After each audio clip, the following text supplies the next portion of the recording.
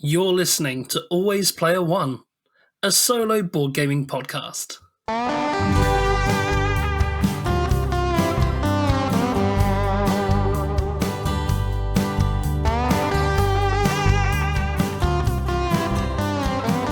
Hello and welcome to Always Player One. I'm Scruffy. And I'm Norm. Today we're going to be talking about Spirit Island, and we're also going to be looking at solo games that you play multi-handed, i.e. as more than one character in the game. First of all, some really exciting news. If you are a fan of 18xx games like myself and Scruffy, we are going to be playing a playthrough of 1849 on Scruffy's YouTube channel, and we're going to be doing that with Chris and Fred, the hosts of the Derailed 18xx podcast. If you don't listen to that and you're a fan of train games, you absolutely should. It's fantastic. They're really, really nice guys, and we're looking forward to playing 1849 with them. Scruffy, I think you've played it a couple of times. You're a fan of 1849? Yeah, it's interesting. I mean, personally, I find the dual gauge thing a bit hard to get my head around, but yeah, it's a fun game, and I'm looking forward to playing it. These guys have been awesome. They gave us a shout out on our first episode or something, and so yeah, they're awesome guys, and I can't wait to play a game with them. Yeah, podcast versus podcast. So before we dive into the topic, let's just have a bit of an overview of the game, but just to give you an idea of how the game works. In Spirit Island, you take on the role of spirits protecting their island from invaders. At the start of the game, you will choose which spirit, or spirits if you're playing multi-handed, to play, with each offering unique ways to interact with the map and the mechanics of the game. The game is broken down into two main phases, the spirit phase and the invader phase. During the spirit phase, your spirit grows in power and spreads their influence across the island. Then, they generate energy used to play cards which have an effect on the game and which generate elements used to enhance the card's effect or for the innate powers of the spirit. Spirit cards and powers can be fast or slow, with fast effects resolving before the invader phase and slow effects resolving after it. After the spirit phase and the fast effects have resolved, the invaders get to strike back, ravaging the island, building and exploring. Invaders will always ravage where they built last turn, build where they explored, and explore by flipping over a face-down card from the invader deck, giving the player a chance to prepare and anticipate most of the movements, whilst keeping some mystery. To win the game, you must scare the invaders away or remove their presence from the island. You will lose the game if the invaders spread enough blight across the island, or if the 12-card invader deck runs out, so if 12 turns elapse. That's a basic overview of Spirit Island. Yeah, I think you knocked out of the park. As always, Scruffy. As always. So, I mean, you've played Spirit Island a couple more times more than me, I'm going to say. What do you make of the game, Scruffy? Yeah, I mean, I kind of have an interesting relationship with it. So I had the most fun playing with it for preparation for this video. And I'm going to say a spoiler alert right now at the start of the episode. I had the most fun and only really enjoyed playing it, solo at least, single-handed. I cannot get my head around playing it multi-handed. It's got so much complex mechanics and so much to think about with each individual spirit. But then when I have to do that another time, it feels like I'm playing two players solo games. It's really hard, and trying to mesh them together, it doesn't quite gel for me. But like I say, playing it single-handed was a blast. The size of the island is determined by the player count, and obviously if you play multi-handed, you play with a bigger island, which feels nice. But I never felt claustrophobic when I was playing single-handed with just one little tile. It felt like a big enough world, and it felt interesting and fun and diverse. So I thought I'd feel a bit trapped, but yeah, I mean, what was your experience like, Norm? Well, I think it's worth pointing out that this is by far the most recommended solo game that we've had on this show. I think since we released episode 1, the letters that we've been getting in are from people saying about how much they enjoy playing Spirit Island and how much we should play it. Before doing this episode, I hadn't played it at all. I've played it 3 times now in total. I played it once multiplayer with yourself, Scruffy. I've played it multi-handed with 2 spirits, and I've also played it pure solo with just 1 spirit. And I think overall I've enjoyed it. It's kind of mixed feelings I have about it, but I think a lot of that is because I think the game rewards repeated plays. And I think some of the things that I'll allude to later on in the episode, some things that maybe I didn't enjoy as much, I think will grow with experience or fade away with experience. So there's that. But I think, yeah, right off the bat, the first thing that stood out to me with Spirit Island, even before I played it, was the theme. How awesome is the theme, the idea of scaring away colonists? Oh, it's fantastic, isn't it? It feels so gratifying. Like, who doesn't want to just get rid of that horrible, polluting, nasty side of humanity and play as the actual forces of nature? And just the choices you get for which spirit to play are wonderful. Like, you look at this kind of beautiful array of spirits. There's tons of them. I mean, I'm playing on tabletop sim, so I don't know if I'm playing with expansion spirits there, but they are all unique and interesting and beautiful looking. The art in it is gorgeous, and everyone is exciting to pick up and try out. It was my first time in preparation for this playing with some of the more advanced spirits, and oh my god, do they make the game more interesting from my perspective. I mean, I'm glad I played with the low intensity ones at first, but wow, they're fantastic. Yeah, the theme is spot on. Yeah, and the artwork really brings it to life. But as pretty as the artwork is, it's also very functional. It's very, when you look at the map at a glance, it's very easy to see what is going on for such a pretty looking game. In some board games, you kind of, well, as an 18xx fan, for example, that is an example of a game that is pure functionality over aesthetics. And Spirit Island is one where I think those two gel really well. It didn't take me long, even first time playing, to figure out what the different symbols meant.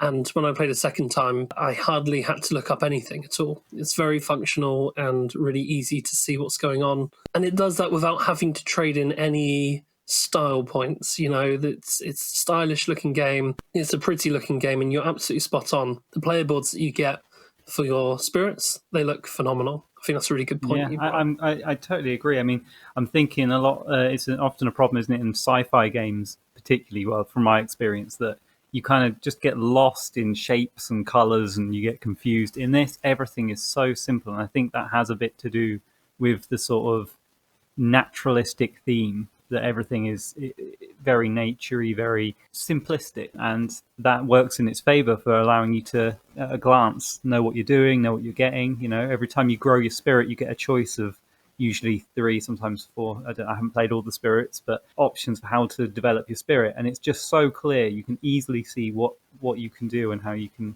develop it. The complexity for me gets a bit more tricky when you start looking at the cards, and this is because earlier you did mention that it might be a thing about having not played it many times, and I did start to notice this got a little bit easier as I've played a few more times and started to encounter more of the cards. But especially starting out, when you play the game, you gain a lot of cards, a lot of new cards as you go, and it's a lot of reading. Every time you get a new card, you choose from 4 cards and add 1 to your hand. If it's a minor power, it just goes straight to your hand. If it's a major power you've chosen to take, it will go into your hand and you'll forget a card. So that means you have to read and understand 4 distinct cards and then decide which one of those cards to go in your hand, and then remember it every time you play. It's a lot of information. And so doing that for 2 different spirits when I was playing multi-handed, it got a bit tedious, I have to say. Yeah, I think I agree with yourself, because I think the popular opinion with Spirit Island is that it plays best solo with 2 spirits, and I think that probably comes from experience, because from my 3 plays that I've had of Spirit Island, I definitely had the most fun when I was playing multiplayer or as pure solo with just 1 spirit. I did feel like it was slightly harder with just 1 spirit. You had to be hyper focused on on one strategy, and sometimes that means that you're being a little bit less flexible. But I would rather the challenge comes from the difficulty of the game rather than the difficulty of knowing what all your decisions are, which is where I feel the difficulty comes from when you're playing multi-handed. Would you agree with that? It gets overwhelming, doesn't it? Because you have a hand eventually. I mean, I have to say I abandoned the last game I was playing sort of 2 turns away from the end because I had a hand of 7 cards or so with each of my spirits and then had to choose 4 of them to play after having done the growth choices for them both. And just working out which cards to play and where to play them, and the fact that some go before the invader's turn, some go after the invader's turn. So it is too much for my little human brain. I can't analyze what all my choices are and then make a choice. It's analysis paralysis, I guess. There's no other words for it. Yeah. Whereas when I was playing with just one spirit, I was able to quite quickly see what all my options are and work out what I needed to do. And the puzzle was then in how to achieve that, which is more fun for me. Rather than what can I do, it was how can I do it. Absolutely. Like I said, the challenge comes from the difficulty of the game rather than the difficulty of analysing your options. I completely agree. Yeah, I'm glad you do, because I didn't know coming into this whether you'd feel the same way or whether you would prefer it multi-handed. I think you're right that you do, and I don't know if some of the spirits might be a bit difficult. I actually purposely chose one that looked very problematic as a solo god to try, and that was the bringer of dreams and nightmares, who his stats looked like he didn't have much in the way of offense or defense, but he had a lot in the way of generating fear. It made for a much quicker game, and it was really fun, and actually it worked out really well. I imagine that some of the spirits which don't generate any fear, it would be very difficult to, unless you pull up some good cards, it'd be very difficult to achieve the win conditions, since fear is what the win condition's all about. But I had a really easy time with the bringer of dreams and nightmares, playing solo anyway, especially because when you play one player, the fear pool is less, which means that you need less income to get those cards and progress through the game. The way that the fear works is you have a pool of fear, 4 fear, I think, per player, and every time you empty that pool, it resets and you draw a fear card, which usually gives you a nice benefit during the start of the invader turn. And eventually, as you work down that deck, you hit terror levels, which make the game slightly easier to win. At the start of the game, you have to remove all invaders to win, all of their pieces. As you get the higher terror levels, you don't have to worry about some of the smaller pieces. And eventually, when you go through the whole fear deck, you win. It's just victory, which is what happened with the bringer of dreams and nightmares. It was just a win that way, because he has trouble actually removing the pieces from the board. But like I say, can generate the fear really well. The gods, the way they interact is usually quite important. It feels very important when you're playing with 2 gods. It feels like that you depend on each other. And maybe that's true for some of them. So maybe it's not possible to win. I'd have to play a lot more to find that out. But I found it really fun, especially while I'm learning the game. I think I'm going to definitely dive back in and try out at least all the gods once, all the spirits once, to see how they play solo before I do any more multi-handed. I think you kind of hit on the reason why people prefer it multi-handed, and that is because, like you said, not all of the spirits will be able to be played on their own. Some of them rely on others to do the heavy lifting. The water spirit, one of the easier water spirits, it's very good at moving things around the board, but it doesn't destroy much, and it has absolutely no starting cards generate any fear. So for that reason, you probably would want to pair it with another spirit to balance that out. And you can imagine that the water spirit being very useful in a kind of tag team like that. But you have to have a lot more brain power than I do, clearly, because I found it really challenging. So with your game, I helped you set up for your multi-handed game. You played the water spirit is river surges in sunlight, and you also had shadows flicker like flame. I imagine that was the one that picks up all the fear for you. Did you win that game? No, I actually abandoned it close to the end, the same as you did, because I was having the same problem. I was just finding it too tedious. And that's when I set up for a pure solo game and had a much better time. It was also a much quicker game as well, Yeah, for sure. Oh, absolutely. I wondered if that was just because I played with the fear one that went through so quickly. But yeah, it must be so much faster. Who did you play for your solo one-handed game? I just play Shadow Flickers Like Flame Oh yeah, because I used it already. I knew it. I just wanted to see the difference from multi-handed to solo. And I really enjoyed it. I lost. I generated too much blight on the land. However, if I got through to the slow phase, I would have gone to the next terror level, and that would have won me the game. So it came right the way down to the wire. It was really, really close. It didn't feel imbalanced at all. A lot of people say that you need multiple spirits, but I didn't feel like that. But obviously, I've only played it 3 times, so I could be wrong. But I felt it was very balanced. I came very close to winning, and considering I'm quite new to the game, I was quite happy with that. And I felt very close and interesting. Whereas, multi-handed, it was just a little bit too much. yeah. I think it's a testament to how much more fun it is that you can get to the end of losing the game. Because I think especially in games like this where you're playing solo, it can feel a bit frustrating if the way it works. It feels like you're constantly pushing a stone uphill only to have it roll back down again. You Yeah, remove the islanders and then they come back, and if they come back stronger, it can feel like you're doing 1 step forward and 2 steps back, and all the other metaphors, because you're not making the progress you want. But if you're able to get to the end of it, even knowing that you might lose, I think that's really a testament to it. Because, like I say, the game I played, it was a bit of a cakewalk. I won in fairly early on because I was just able to generate the fear and keep pushing them around and making more fear. So I was worried that was the only reason I enjoyed it, because I won. yeah. But I'm glad to hear that from your experience you can still lose and have a fun time like that. Well, in my notes, one of the criticisms that I wrote down is that I probably knew about 15 minutes before the game ended that wasn't likely to win. I Oh, really? surprised myself at the end for how close I got to winning. That surprised me because, I thought about 15 minutes to go, this isn't going to be easy. And a part of me thought, well, maybe it's time to call it. You know you're not going to win. What's the point in seeing it through to the end? But I did, and the reason I did is because I knew I'm not experienced in this. I know from other solo games that I play that I am experienced in. That you should always play to the end because you don't know what's around the corner. And as I was going through the fear deck, things did get easier, but I still knew I was behind, and Yeah, those fear cards can save your life, can't they? They're really powerful. especially when you get to phases 2 and 3, they really start to ramp up. But so too do the invaders as well. So yeah, it's six and one, half dozen the other. So I'm not really sure if that's a criticism or not, because I felt like I was going to lose 15 minutes before the end, but actually it turns out that I was quite close to winning. So I'm not sure if that's a criticism or just something I felt because I don't know the game as well as an experienced player.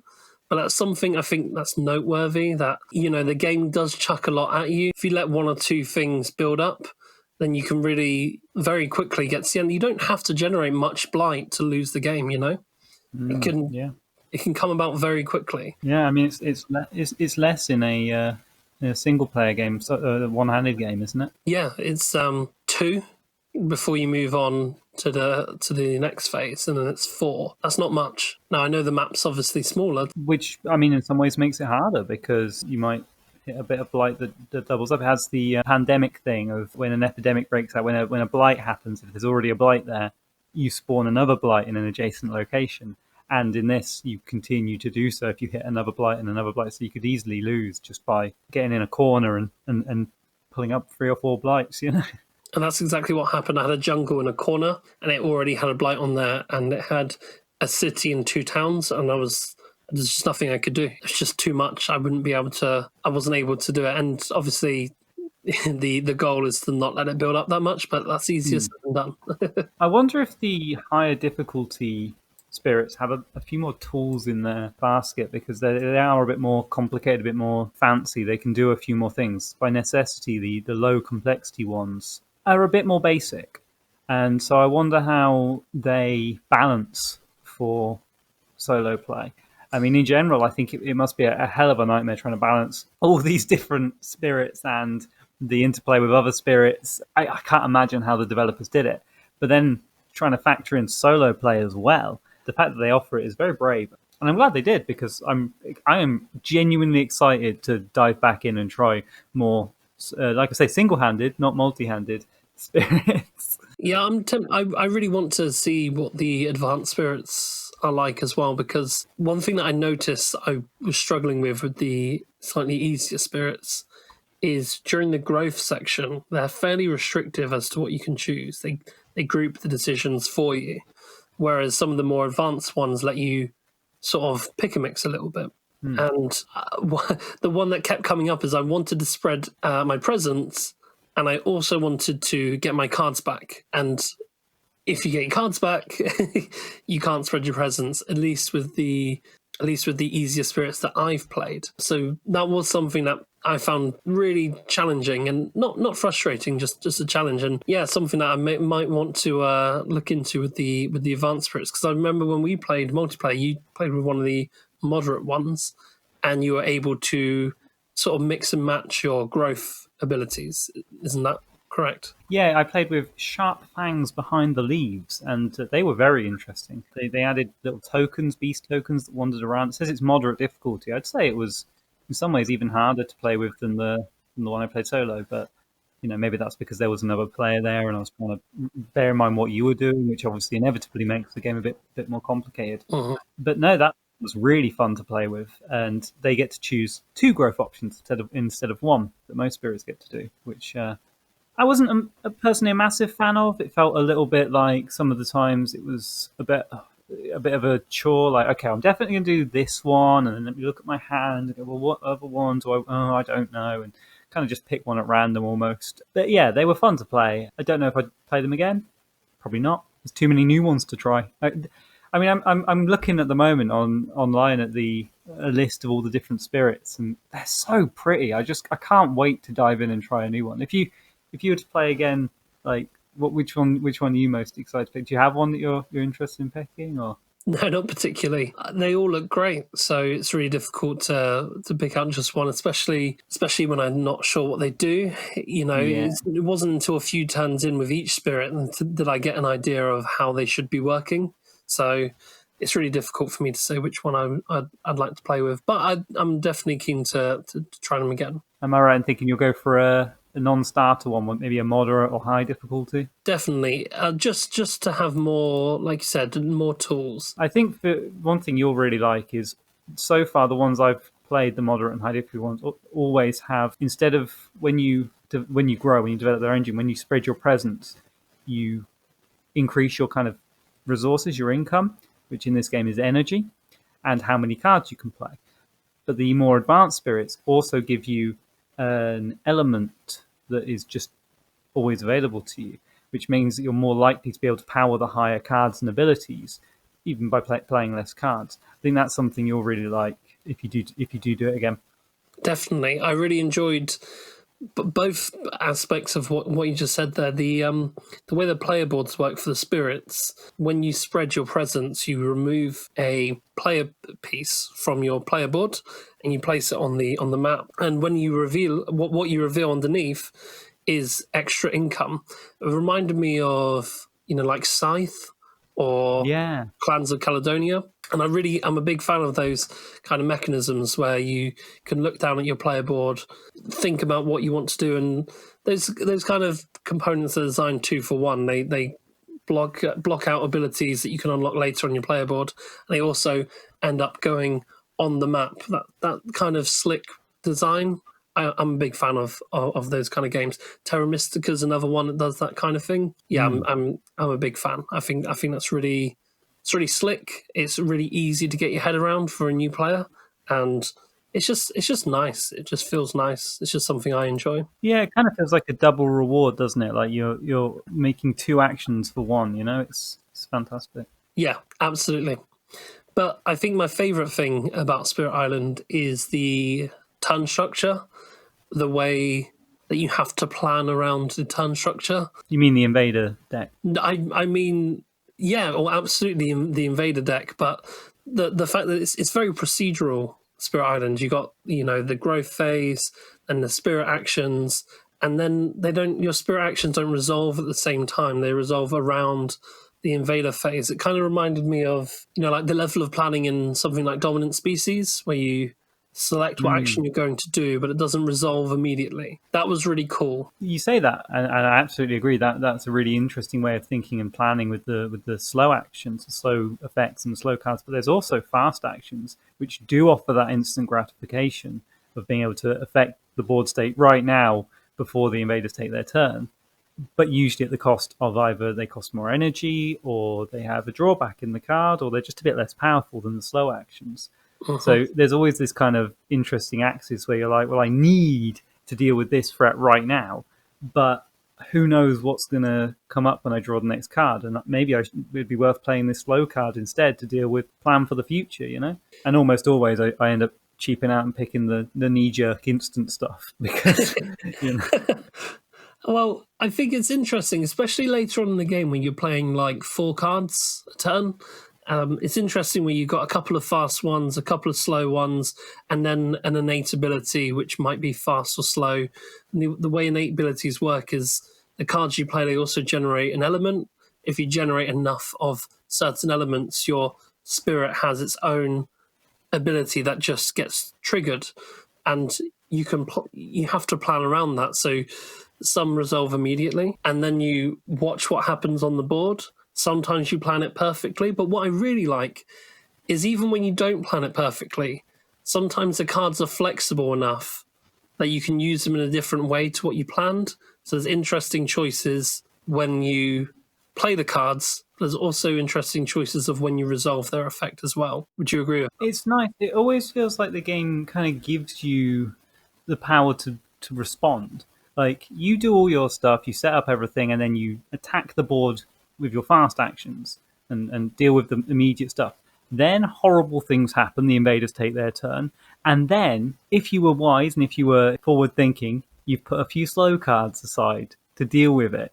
And that's a really nice feeling of kind of like getting back at the invaders straight away. It does mean, it's one of the things that makes it a little bit difficult to learn. It does mean that you have to understand that structure and how the invaders are going to resolve really well in order to play those slow cards effectively. That sounds a little bit contrary to what I just said previously, where I says that it allows you to pivot. But if you really want to play those slow cards effectively, you do have to have at least some kind of grasp on what the invaders are going to do, which is pretty straightforward once I played it for like the 3rd time. But it's not, I don't think it's the most straightforward thing to get your head around. Would you agree with that? Yeah, I mean, it's not that intuitive. I think the main complexity comes from, like I've said before, working out what your choices are and what effect things will have. So you look at the board and you say, well, okay, I can play this card that destroys an invader, for example. How would that help? Well, it would mean that then there won't be an invader on that space, so they might not build. Okay, but the thing is, it's a slow action, so it's actually not going to affect anything on the board at the moment. You have to wait until the next card gets turned over, and then you can use it and be like, and respond to this unknown bit of information. Okay, that's that card. I've got that sorted. What's this next card? Well, and so that is a lot to work out for like one card and one option. And obviously, as you play, you get used to using your cards and what they do a bit. But I don't know. It feels like every turn, it's like, okay, which one of my cards was it that can help me with this specific situation I'm in now? I can't remember. I have to look at them all again. Maybe, again, that's just starting out and a problem with not knowing the game very well. But, yeah, it is a bit of a brain burn. And then to try and add another hand in that, add another spirit who's got their own concerns. And I'm even saying this now and I'm thinking I'm missing a lot of stuff out. Like, not only does that one card have all that stuff, but it also then has an element that it generates. And you've got to think of that as well. And you've got to make sure you get... My God, it's a lot, isn't it? So you sit there and you go, okay, well, I definitely need to generate this, and this element. So that limits me to these cards. Oh, but wait, I really need to play this card because it's too much. It's too much. It's definitely too much to multi-hand. I mean... Yeah, you just go backwards and forwards. Oh my God, for me, it blew my brain. I couldn't do it.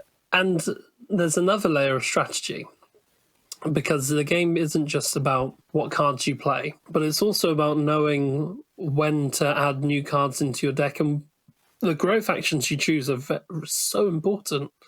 And That's a really subtle bit of strategy that I didn't think of until you put that major card in your hand too early Oh god, yeah. and had to pay for it. And then that made me think, so not only do you have to strategize about what cards you're going to play, there's also a bit of strategy in when do I stop getting minor power cards, which just go into your hand, and when do I start getting major power cards, which I have to start paying for? When does that turn over? At what point is my engine effective enough to make use of that? And that's a little bit of nuanced, sort of advanced strategy that isn't very obvious to a new player, which is great. It means there's replayability. But yeah, it's a really layered game, and Yeah, and I think it really shines in those choices and deciding and setting the tempo, and also how those things affect the different spirits you choose. In the multi-handed game I was playing, I played with Vital Strength of the Earth, and he generated a lot of energy. So I kept finding that it was actually a good idea just to maybe pick up some more major powers of him. And my other spirit was the Lightning Swift Strike, and he just did not generate any energy. He was the polar opposite of that spirit. He needed just minor cards constantly, and it made for a very different play style.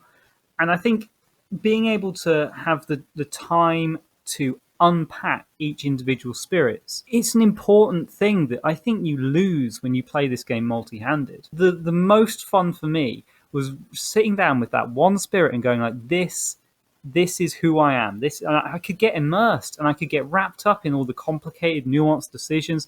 There's enough for one spirit. When I first picked up the game, I looked at recommendations for how to play, and people tend to say play multi-handed with multiple spirits. And I thought I'd be missing out if I played with one spirit, but I couldn't have been more wrong. You should definitely play it single-handed, not multi-handed, at least when you're learning it. at least when you're learning it, exactly. But I think even beyond. I mean, I can't see the fun multi-handed, but I really can single-handed.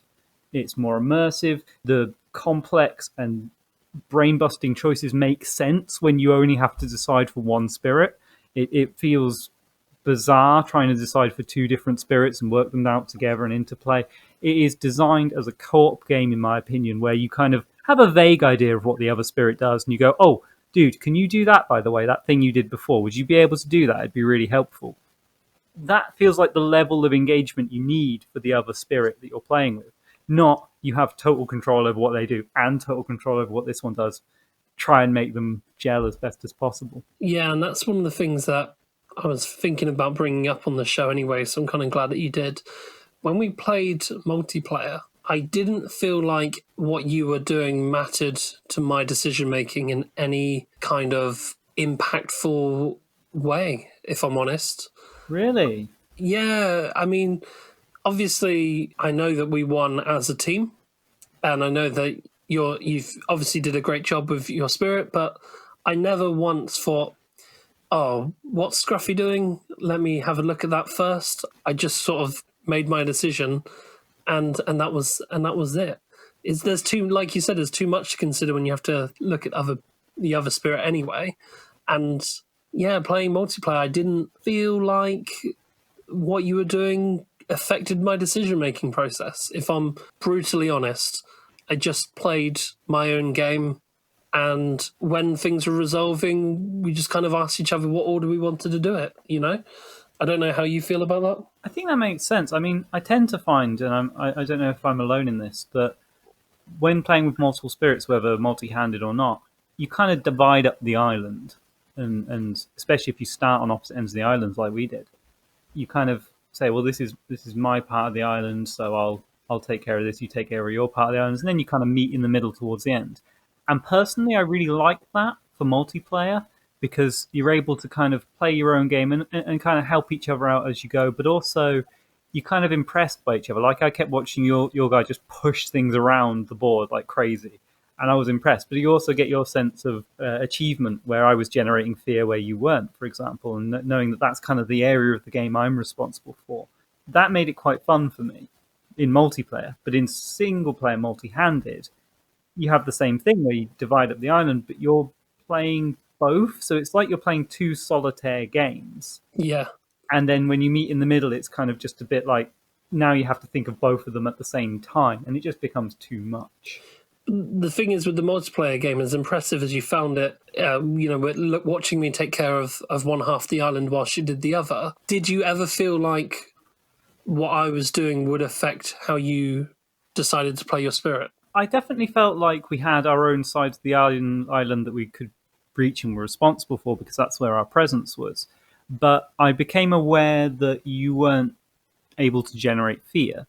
And so that meant that I shifted my focus away from perhaps moving things around and removing the explorers, and towards just trying to remove cities and generate fear and kill the big stuff. So I think in the meta sense it made a difference, but in terms of the micro, managing my area and my island, and working out how to deal with the day-to-day stuff, I guess you'd call it, of, okay, they're going to build there this turn, I need to deal with that because Norm can't reach it. Obviously, I would have played the same if I was playing solo. Okay. So I think it worked better for me as a multiplayer game than a multi-handed game, as I think I've made a bit too clear. But yeah, I definitely get what you mean about it feeling kind of like you're playing your own game. Yeah. And that's why I think it works so well as a single-handed game. I don't understand the buzz about it being a multi-handed game, other than to account for the weakness of certain spirits. But you just don't play with them. Just don't play with them. Yeah, exactly. If you don't think they work on their own, then move on to a different one. You know? Yeah, they're a treat for the multiplayer game. You know, moving on, I really quickly wanted to bring up something. We were talking about how, how satisfying it is to lay out your cards and the planning that goes into that. One of the things I've sort of wanted to bring up as a criticism is that I want to play all the cards. Like, I can see how they will all help each other. And for a large portion of the game, you can only play maybe 2 or 3 at a time. And that is really, really frustrating. It feels like the game wants you to plan 2 or 3 things a turn, or 3 or 4 things a turn. But if you don't rush for being able to play lots of cards straight away, the game limits what you can choose from and how much planning you can do. And I have to say, sometimes I just felt a little bit like, come on, man, just let me do this thing, just let me play the game. Do you get what I'm trying to say there? I probably haven't worded that very well, but do you understand what I'm trying to say? No, I get what you're saying. I mean, I have to say, though, I totally disagree. I mean, I really like that the game says to you, okay, we're going to give you almost about enough to put out all the fires that are coming up this turn. Or you can be smart ish. You can be risky, I guess is the better thing to say, and you can let the fires burn. Just leave that bit of the island. Don't worry about, let them ravage there, let them build there, that's fine. And play a few slow actions, or conserve your power, save your energy. I mean, obviously the rulebook says you should try and do as much as you can in a turn, and that's absolutely true. But the way you play the cards and what you play, like, especially if you play slow actions instead of fast actions, you're kind of getting more bang for your buck, and you're able to just take the hit but then do bigger stuff. I understand what you're saying about you can't play all your cards at once, but then towards the end of the game you can, and that is really satisfying then, knowing, because you've been this whole time locked to just 1 or 2 of those effects, and now you can play all of them together and they combo and synergize, and it unlocks all the other stuff, and it does feel like your spirit has grown and become godlike. To me, anyway, I really like that. Yeah, but the issue is that by that time, the islanders have as well. So you're pretty much having the same impact that you were at the beginning of the game. And I'm not saying, my criticism here isn't that I think your spirit should be more powerful. That's probably what it sounds like I'm saying. What I'm saying is the satisfying thing about Spirit Island is understanding the turn order and putting out all these little devices that are all going to kick off at different times, and watching those synergies and how they interact with each other is really, that's the satisfaction of Spirit Island for me, anyway. See, that's interesting, because I think if you were able to get all those synergies off every turn, the game would feel really prescribed and you wouldn't have any choice. The fact that you have to choose to do a bit of the synergy, or makes it that you're able to feel every turn is different, in my opinion. I just feel like the first few turns are lacking. The first few turns are a bit, I guess I could do this, I guess I could do that. Is it really a decision that's very interesting at the moment? Not really. Oh yeah, I remember when I set you up with your multi-handed game, you said, "Oh, there's not much to go off right now," and I was like, "What?" I was like, I guess I could do this. I guess I could do that. It's pretty inconsequential at the moment whether I do this or that. Do I want to push one guy or That's another? crazy because I look at the board and I go, "They're going to build in all of these spaces immediately." Like first turn, you've got the explorers out, and they're going to build on like 4 spaces or whatever, and you Cool. go, Then I can play one card. It's just, who cares? how? So how am I going to deal with this? Where am I going to let the fires go and stuff? I think this is where for me, saving grace of the game comes in. The thing that makes it really sparkle, and we haven't mentioned at all, is the natives, the Dohan, Oh, yeah. Yeah. because the way they work is scattered across the island is a few natives, the people that were there before and are living off the land peacefully and not causing blight and pollution. And with them, you can have a few powers that move them around and a few powers that will do stuff based on where they are. But the most important thing is when the invaders ravage, after they've hit and done the damage and maybe done the blight, they will damage any natives in that area. But then the natives get to hit back and destroy them. And those are just free kills. Those are just free removals of islanders. And if you can defend the space where the natives are and move a few in there, or however you want to do it, or just manage it so that the best is when you've got one explorer on a tile and they can't quite kill the native, but then the natives just kill them. Those are just free gains that you have manufactured and usually as byproducts to the main effects of cards or powers, or they just happen by chance. That to me is where the game really shines, trying to make the most out of those little tweaks, little nuances. And it can feel so satisfying when you go, okay, they ravage there, I defend. And then all those natives I moved in hit back and destroy that city and destroy that. It's fantastic. Another little consideration. Okay, so before we move on to speak about other games that can be played or should be played multi-handed, you said you would recommend this one, yeah? Oh, yeah, definitely. I would personally, you're going to take a lot to convince me that it should be played multi-handed. Maybe in a future episode I'll have figured it out and worked it out and be like, nah, yeah, it's better multi-handed. But I think for me at least, that's way down the road. And I'm going to play single-handed from now on, and I recommend anyone who gets this game should too. If you want to try it out if you've got tabletop sim, it's there's a really good scripted mod which I was using. I'll put links in the description of it. Oh, fantastic game. Great game. Love it. Perfect. As for me, I'm not confident giving a recommendation yet. I still feel like I'm working out Spirit Island. Like I said, it's been free plays. They've all been different. One was multi-handed, one was pure solo, the other one was multiplayer. And I still feel like I don't know what plays best. And there's so many different spirits to try. Sometimes when I'm playing, it feels like it slightly outstays its welcome. Other times it feels really tense and interesting. I'm not sure how I feel about Spirit Island. I think I can see that there's a lot there I like. It's clearly a good design. It's clearly a well-designed game. Whether it's my cup of tea, I'm not too sure at the moment. I'll have to revisit it after a couple more plays. I'll keep you guys posted because I know that a lot of our listeners absolutely adore this game. So I'm happy to keep giving it more chances. But for now, I think it's an interesting one. Definitely not saying don't get it, but I'm just not sure whether it's for me currently. Sorry to keep us sidetracked on this just for a second longer. I want to just quickly mention that a lot of the recommendation for me comes from the fact that it is such a game of exploration. And the exploration comes from which spirit you pick, which cards they happen to get as minor or major powers, and how that affects the game, and the areas, the way the cards come up from the invader deck. It feels like everything is new and interesting decisions, and every game feels like it's going to be a completely different thing. You said just then in your review that for you it feels like some games drag on, some games it's intense and interesting.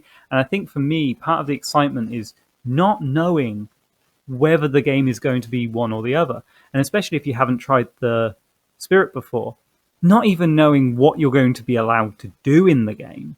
Yeah. I mean, that's fascinating to me from a mechanical design perspective. Like, obviously, every game I really love and really love to play, they're great games, but they tend to miss the wonder of what could happen this game. It could be completely different from every game I've played before. I mean, you're still going to be putting out fires in the same way, but and the enemies are going to move in the same way. But there's even things I haven't tried yet, like you can give the invaders personality. It's got a few cards to offer mechanical changes to the invaders to make the game a bit harder. And I cannot wait to try that out and see how each one plays. And fighting against the Kingdom of England, how it's different to just the standard game. I'm really looking forward to it. See, I think that's really interesting because I didn't think it was as sandboxy as you've made it out to be just there. I think although the spirits behave slightly differently, you're very much motivated to look at a game from a very similar standpoint. You are just trying to put out the fires and go through the fear deck and eliminate the invaders, and you'll either win or you'll lose. It didn't feel as sort of open worldy as you're making it sound, and you've definitely played it more than me, so maybe you're right and it just comes with experience. How many times did it take you to play before you got to this headspace that you're at the moment with the game? I'm really glad you asked me that, because I was feeling, I think, very similarly to you after my first, game or two, when I'd only tried the low intensity, low complexity spirits out. As soon as I played that game with you where I tried the first ever moderate difficulty one, I was way more interested.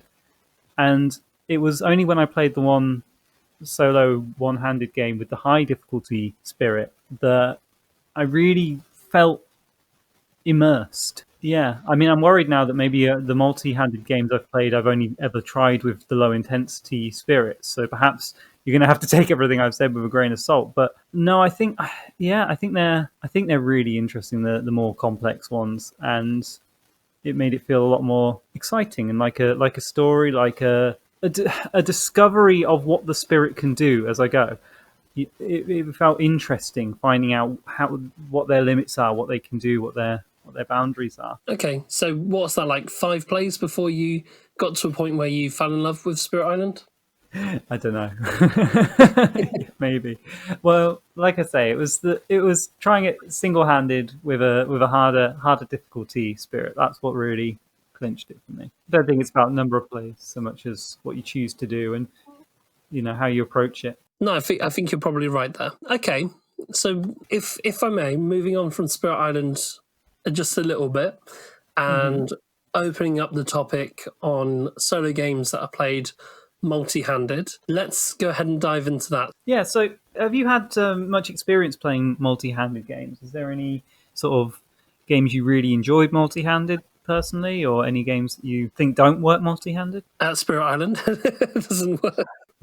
Just opening it up. So, Spirit Island. No, I do play quite a lot of solo Pandemic, and that is multi-handed. And I think the reason that works so well, it's actually quite interesting because there's a lot of similarities between Pandemic and Spirit Island. They both have that random card draw system where you draw a card and bad things happen. In Pandemic, it's a lot more immediate. In Spirit Island, you have a chance to react. But both of them have a random card draw system, and then you take actions to respond to that, and then you rinse and repeat until the end of the game. So there is a kind of similarity there. I think the reason it works so well in Pandemic, and the reason I didn't enjoy it as much in Spirit Island, is because in Spirit Island, players play their cards simultaneously, and that just feels like a lot of work. So in Spirit Island, you're asked, here's 2 characters.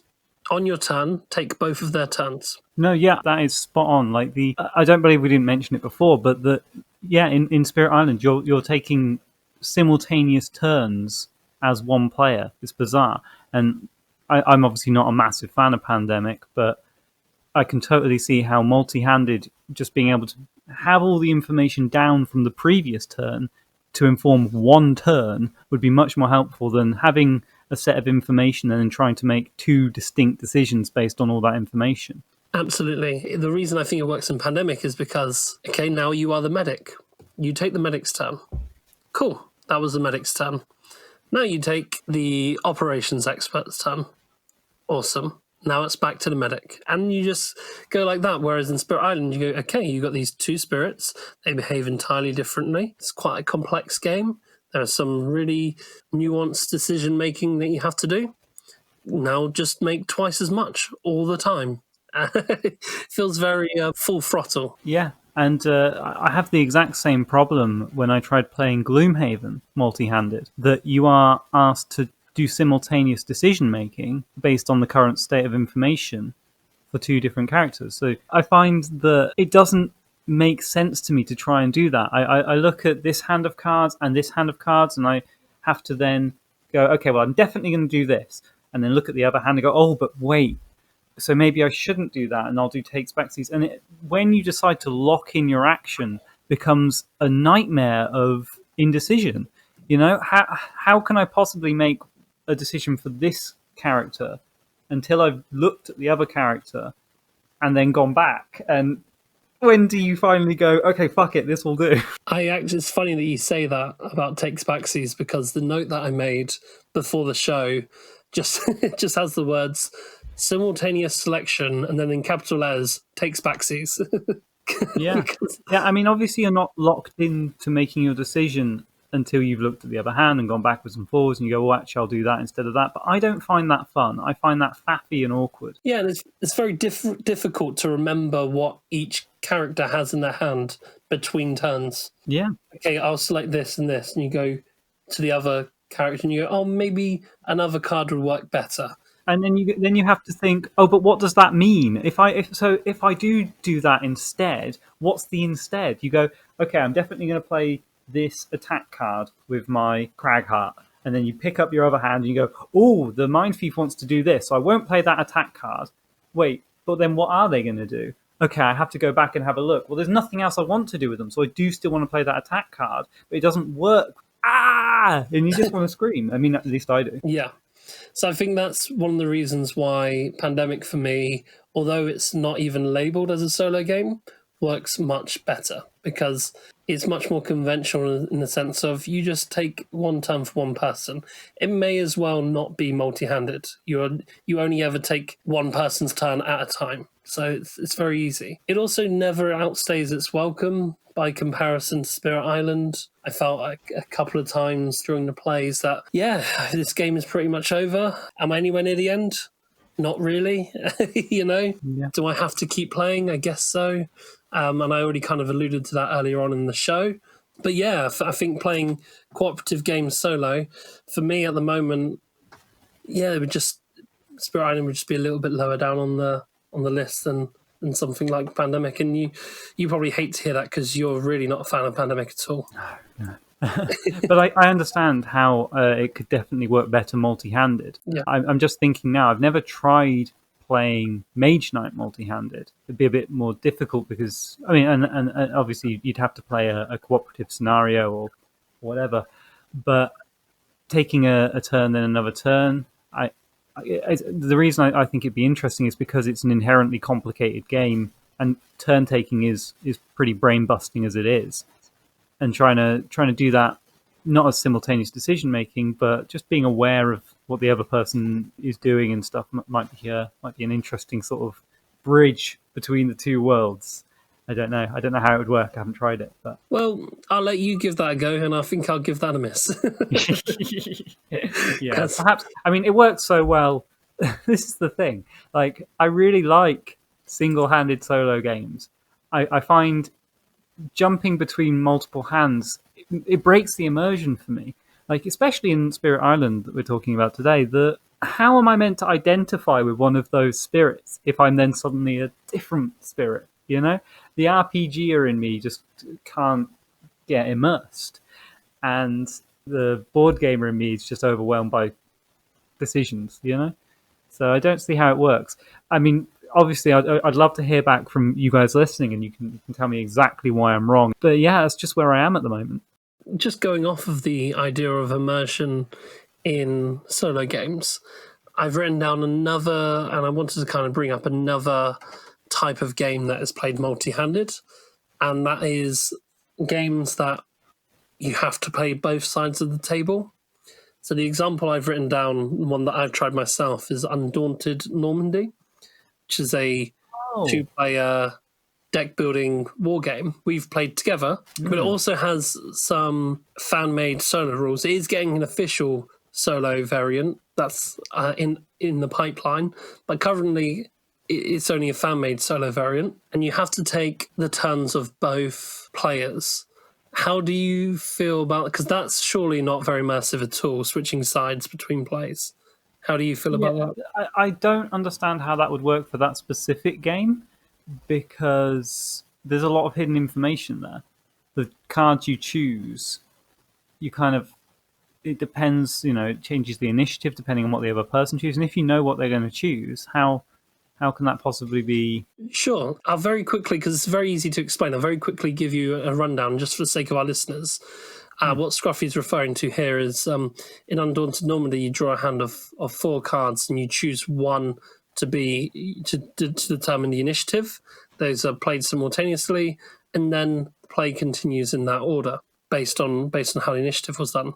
In Undaunted Normandy, the solo variant, you draw 3 cards for each, all face down, and then you flip over a card to determine initiative randomly. So you don't know what the other person has in their hand when you're taking your turn.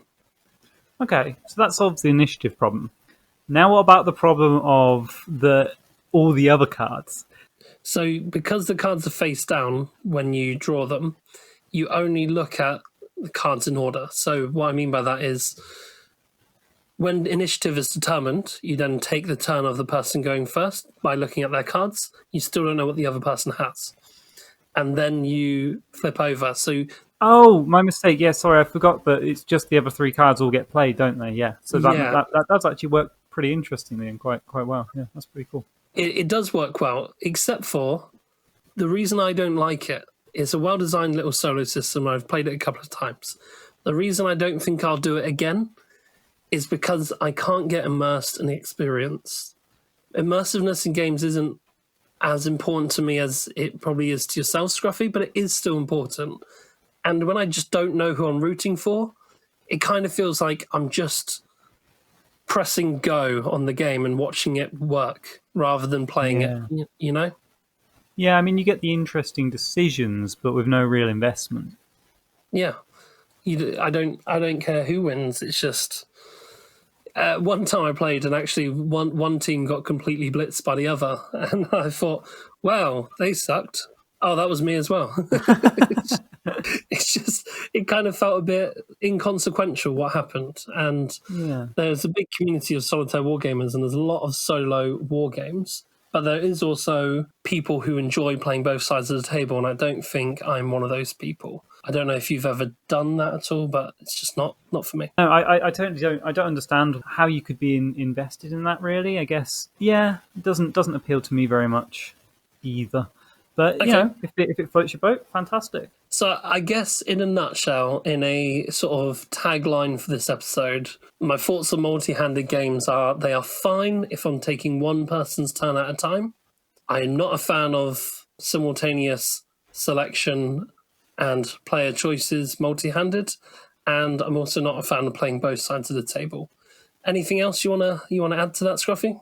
No, I think we're in agreement there, which is cool. The only thing we're not in agreement on is how much we like Spirit Island. Yeah, and I'm just not sure, if I'm honest. I'm just not sure. It's a complicated game, and there's lots of nuances, and I think I'll like it more if I play it more, if I'm honest. Yeah, I think you would. I think you should try one of the more difficult spirits, and obviously avoid multi-handed, and you'll have a blast. But yeah, you do definitely. you do you, dude. Thank you. Great. So it's probably a good time to move on to the section of the show where we interact with you guys, the listeners. We're going to go ahead and give you a new question for this week and read out your responses from last episode. Scruffy, do you want to let them know what the question is? Yeah, so the question this week is, which is your favourite spirit to play in Spirit Island, and which spirits pair really well in your opinion? If you have any thoughts on that, let us know. I'd be really interested to know which spirit to try next. Brilliant. Okay. Yeah, I'd be really excited to know which one to try next. And also, if I can expand on on that a little bit, what spirit would you recommend next for someone who's only played with the easier spirit? So I want a little bit more meat on the bone, on a little bit more interesting decisions from turn one. What would you recommend? And bearing in mind that I am only going to play as one spirit, what would you say? So that's just for me personally. I'd love to get people's opinion on that one. So please do let us know. And if you haven't, if you're into Spirit Island and you haven't tried out Bringer of Dreams and Nightmares, you should definitely give him a go. He's my pick at the moment with my limited plays of the game. Definitely an awesome guy to try out. But certainly not a first one to try out because he kind of fundamentally breaks the mechanics a little bit, which is nice. Okay then, so let's go ahead and read the responses from last episode. We had 2 from last episode. The first one is from Brian. Do you remember Brian from last one? Yeah, hey Brian. So Brian wrote back, remember he said he was going to print off Railway Station, and we said you have to let us know what you think, and have you played any other train games? So he's wrote back and responded. So he said, hey guys, really enjoyed Railway Station. He got over 500 points on his first play. Bravo. Yeah, that's amazing. He said he doesn't think he's made any mistakes, and you probably haven't, Brian. It's a pretty straightforward game in terms of rules. Obviously just a natural-born train gamer. He said the engineers are powerful tools, looking forward to trying one of the more advanced maps soon, and he's never played a train game before, but it's easy to understand the appeal. So that's pretty cool. Nice. Yeah, I'm really glad you liked it, dude. That's really cool. And bravo on getting that score. I've played it only a few times now, and I keep getting just under the highest tier thing. I keep getting the first class engineer, not the... private carriage, I think. Yeah, private carriage is the biggest one, isn't it? That's the best one. I'm not a private carriage just yet. And same here. I have achieved over that on the advanced maps. The one with I don't know if you tried it, Scruffy, but the one with the points of interest, I have scored higher on that one. But I know for a fact that one scores higher because I saw someone online got over 900 points on that one. Jesus, that's a score to beat. No, I haven't tried the advanced maps yet, just because every time I sit down with the game, I look at them and I go, that'd be really fun. Or I could just try it again and try and get the private carriage score, and I can't resist. I would really recommend trying the advanced maps because they are very fun. Awesome. They're really fun. But no, thank you so much for writing in, Brian. We really appreciate that. So speaking of Railway Station, the next letter we had in was from Kendall, the designer we had on episode 5. He just wanted to write in his favourite AI, because that was the question we asked on the last episode, if you remember. Mm-hmm. So he said, hey guys, an interesting approach to AI in board games, which he thought was quite fun, is the bosses from Dark Souls.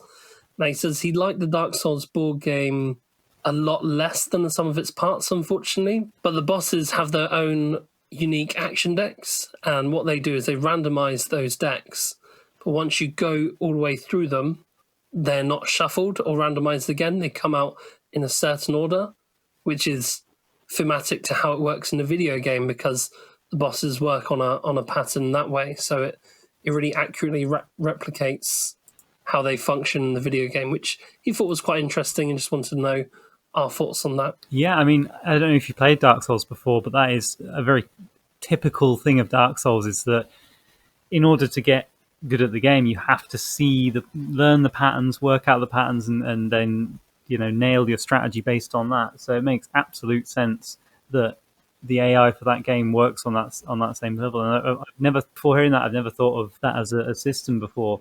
To not shuffle a deck seems bizarre to board gamers, I suppose, but it's a very interesting way to make some predictability and add that into the loop. Yeah, I think that's perfect, especially for something emulating a video game which has predictable patterns. Brilliant idea. Yeah, and it's very different to what we were talking about on the previous episode as well, because we were talking about AI replacing a player, whereas this is an AI that you're playing against. And it's not, if you were playing multiplayer or solo, they would act the same way. So it's also, as well as being very interesting, it's also very different to what we're talking about as well. So I'm glad that he brought it up, because it wasn't something that we went into too much on our last episode, except for when we spoke about Mage Knight's General Volcare, that kind of falls into the same kind of category. But yeah, thank you very much for writing in, Kendall. Long-time friend of the show. Appreciate your input. Just quickly following on from that, I think there's a thing to be said there for predictability in AI anyway. Like that in Spirit Island, for example, once you get through all but one of the level 1 cards, you know what the next one's going to be. So you can kind of predict what's going to come next to some extent. And I think that's a common theme in a lot of AIs in games, is that once you've seen some moves happen, you kind of get an idea of what's going to happen next. And I think that is often, when done well, treated that it happens randomly at first and unexpectedly. The first few turns, you have no idea what's going to happen, but it's less powerful. And then as the game goes on, because there's more effects already happening or you've invested more resources, that once you get to that point where you can start predicting what's going to happen, the danger is actually one of impact, that you might know you might lose the randomness, but in its place is, well, actually that is a bigger threat than it was before. Yeah, that's a really interesting point. And hopefully, I haven't played it, but hopefully Dark Souls does a similar thing with that, where you start out with all your HP or whatever. I don't know how it works, but that would make sense. And as the fight goes on, your resources become scarcer, but you gain predictability of the enemy. Yeah, I think that's exactly how it works from what he sent in. And yeah, I think you're right. That's really important in giving some level of predictability for the AI, because otherwise you're just gonna have that random effect that we were talking about in the last episode. Agree completely. Thank you very much for writing in. Thank you, Kendall.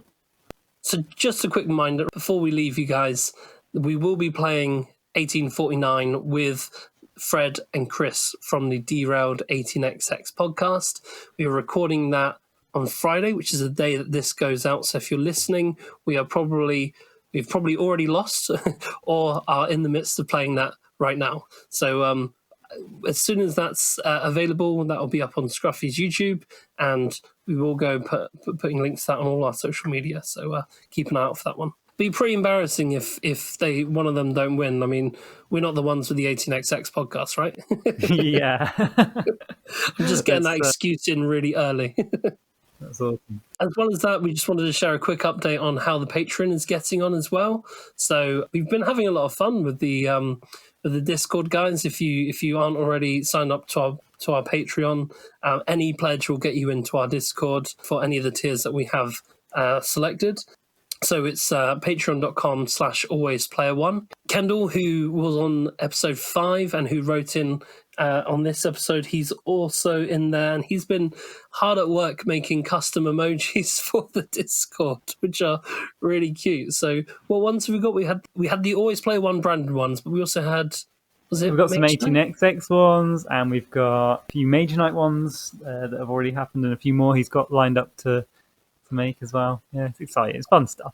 It's just fun. It's just fun. So yeah, the more of you guys that join, the more fun that community is going to be. So please consider supporting us on Patreon if you don't already. I think that's pretty much everything for this episode. Unless there's anything else you want to add in, Scruffy? No, thank you guys so much for listening. I hope you have an awesome day, and you guys rock. Thanks for listening. If you'd like to support the show, don't forget to check out our Patreon page. The links to that are in the description. We'll be back in 2 weeks with another episode of Always Player One. Until then, reach out on Facebook, Instagram, or by email to keep the conversation going.